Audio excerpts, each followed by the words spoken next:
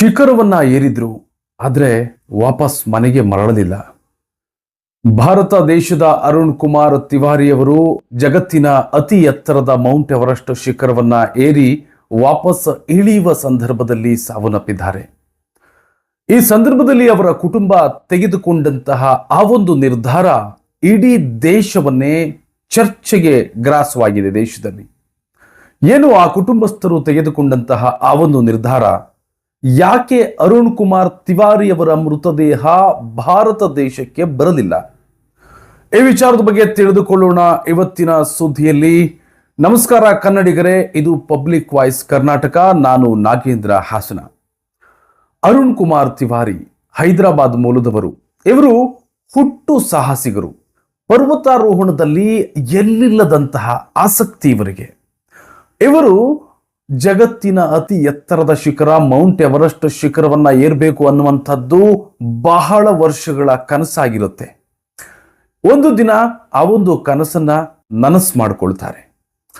ಏರೇ ತೀರ್ತೀನಿ, ಎಷ್ಟೇ ಕಷ್ಟಗಳು ಬಂದರೂ ಕೂಡ ಮೌಂಟ್ ಎವರೆಸ್ಟ್ ಶಿಖರವನ್ನ ಹತ್ತಿಯೇ ತೀರ್ತೀನಿ ಅಂತ ಹೇಳಿ ಮೌಂಟ್ ಎವರೆಸ್ಟ್ ಶಿಖರದ ಮೇಲೆ ಹತ್ತಿ ಭಾರತದ ತ್ರಿವರ್ಣ ಧ್ವಜವನ್ನ ಅಲ್ಲಿ ಹಾರಿಸಿ ಸಾಧನೆಯನ್ನ ಮಾಡ್ತಾರೆ. ಆದ್ರೆ ವಿಧಿಯ ಆಟವೇ ಬೇರೆ ಆಗಿತ್ತು.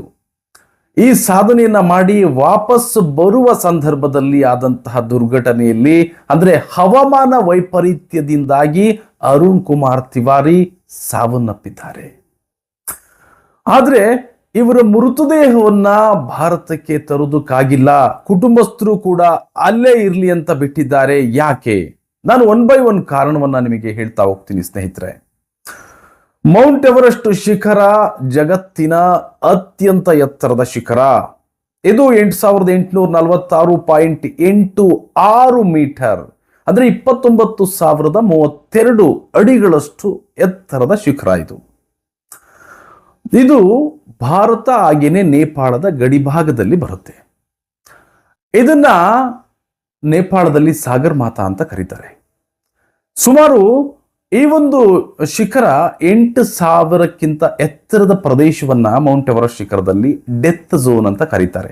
ಈ ಒಂದು ಡೆತ್ ಝೋನ್ ನಲ್ಲಿ ಯಾವ ಮನುಷ್ಯನು ಕೂಡ ಜೀವನ ಮಾಡೋದಕ್ಕಾಗಲ್ಲ. ಆಮ್ಲಜನಕದ ಕೊರತೆ ಅಷ್ಟೊಂದು ಕಾಡುತ್ತೆ. ಈ ಆಮ್ಲಜನಕದ ಕೊರತೆಯಿಂದಾಗಿ, ಹವಾಮಾನ ವೈಪರೀತ್ಯದಿಂದಾಗಿ ಅರುಣ್ ಕುಮಾರ್ ತಿವಾರಿ ಅವರು ಸಾವನ್ನಪ್ಪಿದ್ದಾರೆ. ಆದ್ರೆ ಅವರ ಮೃತದೇಹವನ್ನ ವಾಪಸ್ ತೆಗೆದುಕೊಂಡು ಬರೋದಕ್ಕೆ ಆಗ್ತಿಲ್ಲ. ಯಾಕೆ ಅಂತ ಅಂದ್ರೆ, ಯಾರೇ ರಕ್ಷಣಾ ಸಿಬ್ಬಂದಿ ಅಲ್ಲಿ ಹೋಗಿ ಮೃತದೇಹವನ್ನು ತೆರೆದಕ್ಕೆ ಹೋದ್ರೆ ಅಲ್ಲಿ ಅವರ ಒಂದು ಜೀವಕ್ಕೆ ಅಪಾಯ ಇರುವಂಥದ್ದು ಒಂದು. ಎರಡನೆಯದು, ಕಿರಿದಾದ ರಸ್ತೆಗಳು, ಹಿಮಪಾತ ಆಗ್ತಾ ಇರುತ್ತಲ್ಲಿ, ಆಮ್ಲಜನಕದ ಕೊರತೆ ಸಾಕಷ್ಟು ಇದೆ, ಮಳೆ ಗಾಳಿ ತುಂಬಾ ಕಷ್ಟ ಇದೆ. ಮೌಂಟ್ ಎವರೆಸ್ಟ್ ಶಿಖರವನ್ನ ಹತ್ತುವಂಥದ್ದು, ಅಲ್ಲಿಗೆ ಹೋಗುವಂಥದ್ದು ಅಷ್ಟು ಸಾಮಾನ್ಯ ವಿಷಯ ಅಲ್ವೇ ಅಲ್ಲ ಸ್ನೇಹಿತರೆ. ಯಾಕೆಂದ್ರೆ ನಾವು 1 ಕಿಲೋಮೀಟರ್ ಎಲ್ಲ ಹೋಗಿ ಬರ್ತೀವಿ ಅಂತ ಅಂದ್ರೆ ಸುಸ್ತೊಡಿತಾ ಇರ್ತೀವಿ. ಅಯ್ಯೋ ಯಾಕೆ ಬೇಕಪ್ಪ, ಇಷ್ಟೊಂದು ದೂರ ಬಂದ್ವಿ, ಅಯ್ಯೋ ಯಾರು ಹೋಗ್ತಾರಿ, ಇಷ್ಟೊಂದು ಸುಸ್ತಾಗುತ್ತೆ ಇದ್ರಲ್ಲಿ ಅಂತೀವಿ.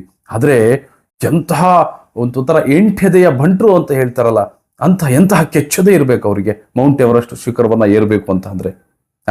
ಅವ್ರನ್ನ ನೋಡಿದ್ರೆ ನಾವು ನಮ್ಮ ಬದುಕಿನಲ್ಲೂ ಕೂಡ ಇಂತಹ ಸಾಹಸಿಗಳ ಈ ಒಂದು ಸಾಹಸಗಾಥೆಯನ್ನ ನಾವು ಮಾದರಿಯಾಗಿ ತೆಗೆದುಕೊಳ್ಬಹುದು.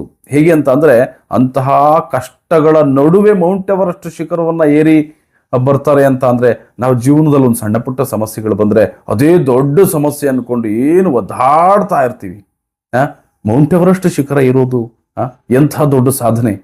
ಇಂತಹ ಸಾಧನೆಯನ್ನ ಮಾಡಿ ವಾಪಸ್ ಕರೆತರೋದಕ್ಕೆ ಇಷ್ಟೆಲ್ಲ ಸಮಸ್ಯೆಗಳು ಅಡ್ಡಿಯಾಗಿರೋ ಕಾರಣ, ಅದಾದ ನಂತರ ಇನ್ನೊಂದು ಪಾಯಿಂಟ್ ಅಂತ ಅಂದ್ರೆ, ಲಕ್ಷಾಂತರ ರೂಪಾಯಿ, ಕೋಟಿಗಟ್ಟಲೆ ಖರ್ಚಾಗುತ್ತೆ ವಾಪಸ್ ತರೋದಕ್ಕೆ ಅನ್ನುವಂಥದ್ದು ಕೂಡ ವರದಿಗಳಿಂದ ತಿಳಿದು ಬರ್ತಾ ಇದೆ. ಇದಲ್ಲದೆ ವಾಪಸ್ ತರೋ ಸಂದರ್ಭದಲ್ಲಿ ಅವರ ದೇಹಕ್ಕೆ ಏನಾದರೂ ಅನಾಹುತ ಅಂದ್ರೆ, ಕೆಲವೊಂದು ಅವರ ದೇಹಕ್ಕೆ ಏನಾದರೂ ಡ್ಯಾಮೇಜ್ ಗಿಮೇಜ್ ಆಗಿರಬಹುದು.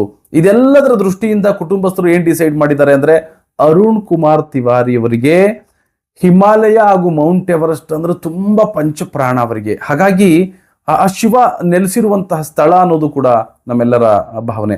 ಹಾಗಾಗಿ ಅವರು ಅಲ್ಲೇ ಇರ್ಲಿ, ಅವ್ರಿಗೆ ಅದೇ ಹೆಚ್ಚು ಪ್ರೀತಿ ಆಗಿರೋದ್ರಿಂದ ಅವರು ಅಲ್ಲೇ ಇರ್ಲಿ ಅಂತ ಹೇಳಿ ಕುಟುಂಬಸ್ಥರು ಎಲ್ಲರೂ ಕೂಡ ತೀರ್ಮಾನ ಮಾಡಿದ್ದಾರೆ.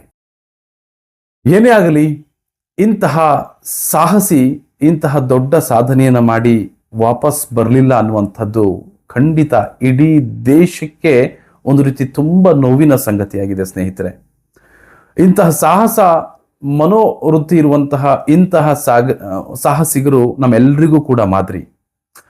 ಇವತ್ತು ಅರುಣ್ ಕುಮಾರ್ ತಿವಾರಿಯವರು ನಮ್ಮೊಂದಿಗಿಲ್ಲ, ಆದರೆ ಅವರು ಮಾಡಿದ ಆ ಸಾಹಸ, ಅವರ ಆ ಒಂದು ಸಾಹಸಮಯ ಪ್ರವೃತ್ತಿ, ಅವರು ಮಾಡಿರೋ ಸಾಧನೆ, ಇದೆಲ್ಲವೂ ಕೂಡ ನಮ್ಮೊಂದಿಗಿದೆ.